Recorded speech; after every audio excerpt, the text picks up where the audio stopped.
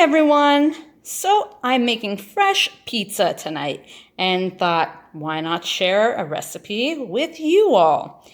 Easy, quick pizza dough. All right, so there's two kinds of people. People that mix in their yeast into the flour and they don't activate it at all. I like to activate it on the side for a couple of minutes. So all you need to do is, first things first, 1 teaspoon of sugar. And that makes the yeast activate quicker. With warm water, I'm putting half a cup of warm water. We want the sugar to dissolve. Come on, babies. And once it's dissolved, that's when we add the 1 teaspoon of quick rising instant yeast. There we go. Stir that around as well. And let it sit for about 5-10 minutes. And how you'll know it's activated is it's gonna foam up at the top, all pretty. And that's when you use it into the flour. So while the yeast is activating, I have 2 cups of flour in this bowl. That will make 2 pizzas. Basically a typical small pizza, 12-inch. In here, what I like to put in here is a tablespoon of salt, some oregano. We like oregano. I like my dough tasting a little bit of that oregano in there. And for the water, I put half a cup of really cold water. So when you're activating the yeast, it's half a cup of warm water to activate the yeast. But when I finish off pouring in that activated yeast into the dough, I then use another half cup of water that's really cold. It gets it sticky and elasticy. So it's better to basically stretch out the dough, and it makes the crust just a little more chewy, crispy and chewy. So I'll come back to you once the yeast is activated. Now guys, I just wanted to show you. So when the yeast is activating, it's basically like a foaminess that pops up at the top. And look, I'm actually capturing it as it's activating. I find it so fascinating. And this means that the yeast is alive and it's ready to make that dough amazing.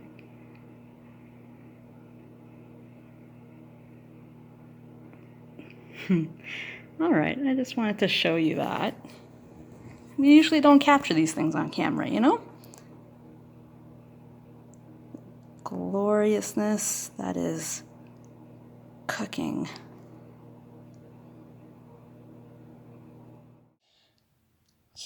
So it's time to place the activated yeast into the flour. In the flour, you'll make a little bit of a funnel, and we'll pour in the water and yeast mixture.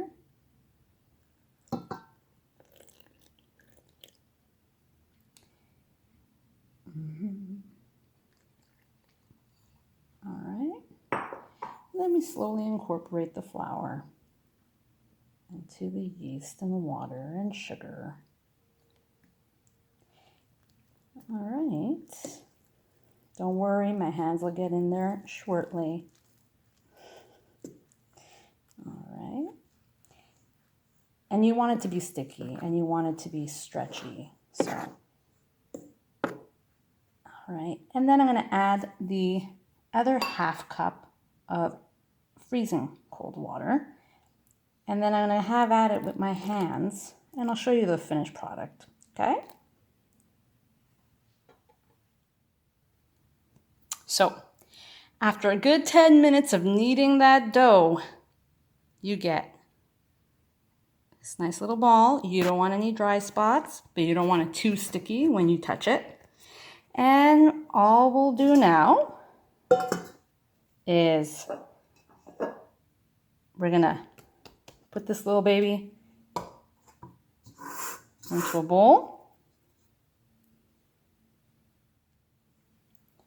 And we're gonna pour some olive oil on it.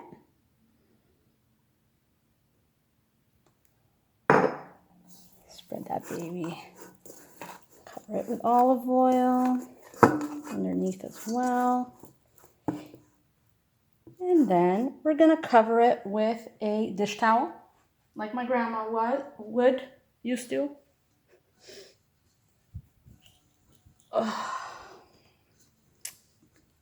And we wait.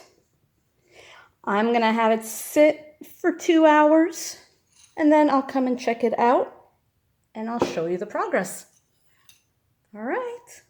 I hope it comes out. All right. Let's look at the baby. Oh, pop, pop, pop, pop, pop, pop.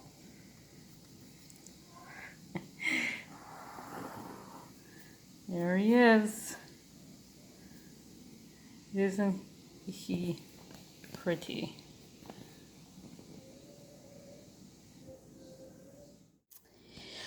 So I have cut my dough in half, and now I'm basically just pushing it out. And we start from the middle and push out. You don't want it to be too thin that it rips, but thin enough. I've already made one heart-shaped